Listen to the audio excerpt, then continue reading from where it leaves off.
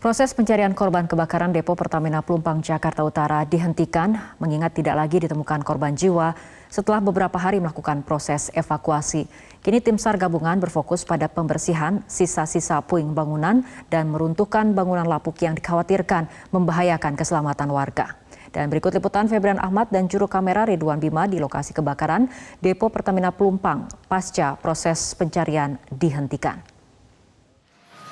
Proses evakuasi pencarian terhadap korban yang diduga masih tertimbun akibat kebakaran yang terjadi akibat ledakan di depo Pertamina Pelumpang Jakarta Utara sudah dihentikan.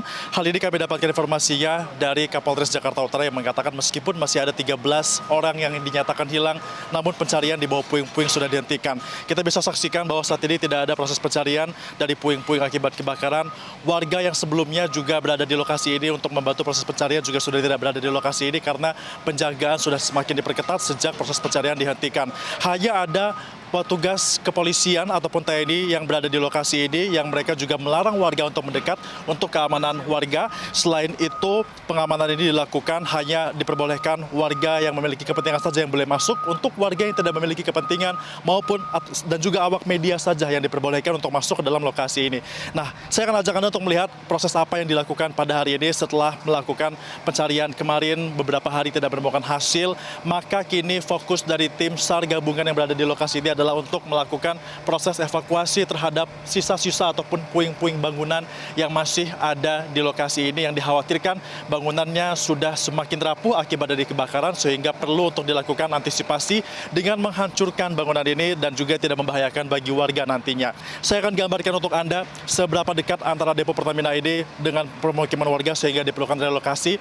Di samping kanan saya ini sudah langsung kita saksikan berbatasan dengan tembok milik dari depo Pertamina Pelumpang yang ada di lokasi ini. Jadi Anda bisa bayangkan jika ini kebakaran ataupun meledak seperti itu, dampaknya langsung terkena dengan permukiman yang ada di sampingnya dengan hanya jarak kisaran 3 sampai dengan 5 meter saja. Artinya ini juga menjadi perhatian untuk dapat dilakukan relokasi.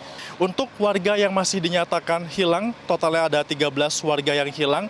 Dikatakan dari pihak Basarnas, meskipun sudah pencarian dihentikan, dengan asumsi bahwa warga yang hilang ini tidak berada di balik puing-puing bangunan, namun dikatakan atau patut diduga warga yang hilang ini sudah mengamankan diri pada saat evakuasi pertama kali terjadi ketika kebakaran terjadi, sehingga diprediksi ataupun diperkirakan warga yang hilang ini masih belum ditemukan namun ada di titik lokasi yang lain, sehingga proses pencarian nanti akan menyisir ke titik-titik pengungsian untuk memastikan apakah warga-warga yang hilang ini mereka terpisah dengan keluarganya dan dia akan diupayakan untuk dapat bertemu lagi dengan keluarga mereka setelah mereka terpisah sejak kebakaran terjadi.